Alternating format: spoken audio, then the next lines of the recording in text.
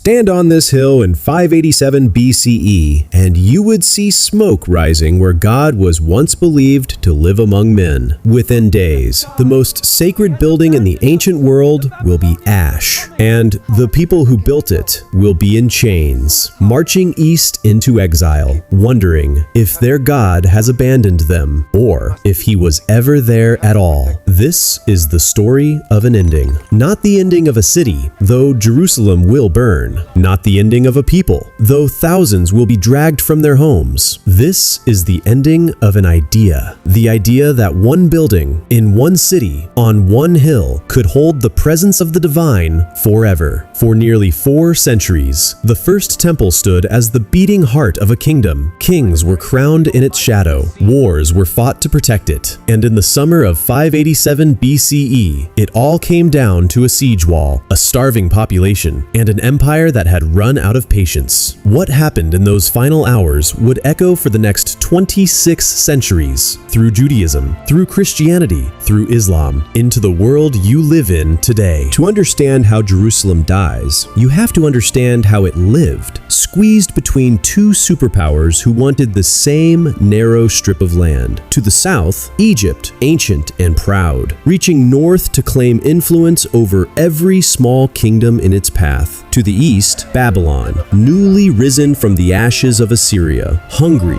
and merciless, led by a king named Nebuchadnezzar II, who had already humiliated half the known world. Judah, the small Israelite kingdom with Jerusalem as its capital, sat directly between them like a mouse between 2 lions. For years, Judah's kings tried to play both sides, pay tribute to Babylon when Babylon was strong, flirt with Egypt when Egypt seemed stronger. It was a strategy of survival through hedging, and it worked for a while. Inside Jerusalem's walls, life continued with a strange, fragile normalcy. Merchants sold oil and wine in the markets near the city gates. Priests moved through the temple courts in linen robes, tending to rituals that had not changed in generations. Farmers from the surrounding hills brought grain into the city, unaware that the harvests they were gathering might be among the last anyone would gather in peace for a long, long time. Before we watch it fall, we have to see it standing. Picture the Temple Mount as it was, a raised platform of golden limestone, visible from miles away, catching the morning sun like a beacon over the Judean hills. At its center, the temple itself, built nearly 400 years earlier under King Solomon, plated with gold along its inner walls. Its entrance flanked by 2 massive bronze pillars given names, Jachin and Boaz, as if they themselves were guardians. Inside, beyond the outer courts where ordinary worshippers gathered, lay the Holy of Holies, a chamber so sacred that only the high priest could enter, and only once a year. Within it, according to tradition, sat the Ark of the Covenant, the physical sign of a covenant between a people and their God. To the average Israelite, this was not just a religious building, it was the literal address of the divine on earth. As long as the temple stood, God was with them. As long as the temple stood, the kingdom of David's line would endure. That belief was about to be tested in the cruelest way imaginable. The countdown to destruction began with a gamble. Judah's king, Zedekiah, installed by Babylon as a loyal vassal, made a fatal decision. He stopped paying tribute and turned toward Egypt for support, betting that Pharaoh's army would arrive in time to save him. Nebuchadnezzar did not respond with messages. He responded with an army. The Babylonian forces moved west, crushing resistance as they advanced, until they reached the walls of Jerusalem and began what would become one of the most devastating sieges in ancient history. Inside the city, the mood shifted from defiance to dread almost overnight. Refugees from outlying towns poured through the gates, carrying only what they could grab in moments. Soldiers were stationed along the walls day and night, and somewhere in the streets below, ordinary families began doing the math on how long their stored grain would actually last. The Egyptian army Zedekiah had counted on did eventually march north, and then, just as quickly, turned back, leaving Jerusalem alone against the full weight of the Babylonian war machine. For 18 months, Jerusalem held. 18 months of a city slowly being strangled. The Babylonians built siege siege works around the walls, cutting off supply routes, while inside the city, hunger became the real enemy long before the Babylonians breached a single gate. Bread prices climbed beyond what most families could pay. Wells ran low. People who had once argued over the price of oil now argued over whether there was any food left at all. Ancient accounts describe mothers unable to feed their children, the elderly dying quietly in doorways, and a desperation that turned neighbor against neighbor as suspicion grew over who was hoarding what. Outside the walls, Babylonian soldiers waited with the patience of an empire that had nowhere else it needed to be. They did not need to storm Jerusalem, they simply needed to wait for Jerusalem to break. In the summer heat, the breach finally came. Babylonian forces broke through the city's defenses, and what followed was the kind of chaos that ancient texts describe in fragments, because no one who lived through it wanted to remember it whole. King Zedekiah tried to flee through the night with his remaining soldiers, slipping out through a gap near the king's garden, hoping to escape east toward the Jordan Valley. He did not get far. Babylonian forces captured him near Jericho, and what happened next was designed as a message to every vassal king who might consider rebellion again. Zedekiah was forced to watch his own sons executed in front of him. Then his eyes were put out, so that the last image he would ever see for the rest of his life was the death of his children. He was led away in chains toward Babylon, blind, broken, and utterly alone. While the king's fate played out on the road to Jericho, back in Jerusalem, Nebuchadnezzar's commander, Nebuzaradan, arrived with new orders. And this time, the orders were total. The temple, the palace, and the noble houses throughout the city were set ablaze. Picture it. Fire spreading along cedar beams imported generations earlier from Lebanon, gold plating melting and running down walls that had stood since Solomon's day, smoke rising so thick over the Temple Mount that it could be seen from villages miles away in the surrounding hills. The Ark of the Covenant, the holiest object the Israelites possessed, disappears from history at this exact moment, never mentioned again in any reliable account. Its fate, one of the most debated mysteries in religious history. The Babylonians did not stop at fire. The bronze pillars at the temple's entrance, the great basin known as the sea, the sacred vessels used in daily ritual, all of it was broken apart and hauled off as plunder, stripped down for the value of the metal alone. A building that had stood as the center of an entire people's identity for nearly 400 years was reduced to broken stone and ash within a matter of days. What followed the burning was, in some ways, even more transformative than the fire itself. Thousands of Judah's people, priests, nobles, skilled workers, anyone of value to the empire, were forced from their homes and marched east, away from the hills they had known their entire lives, toward a city most of them had never seen. This was the beginning of what history calls the Babylonian exile. For a people whose entire religious framework had been built around one specific hill,